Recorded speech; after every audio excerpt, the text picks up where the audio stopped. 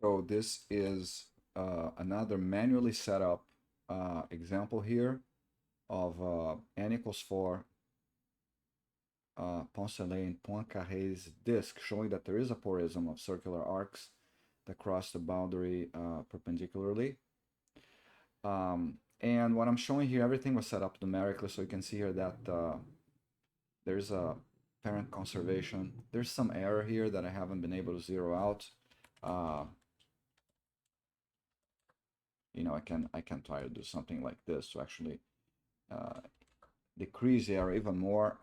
But you can see here that this quantity here, the sum of inverse square radii of the four circular arcs that constitute the sporism, seem to be conserved up to some very numerical problem here. I would have to reduce this error to 0 by continuing to play with these guys here. Let's see.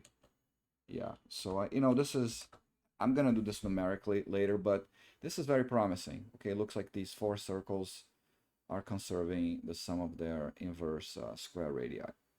That is to say, the sum of their inverse areas is being conserved. Okay, see you in the next video.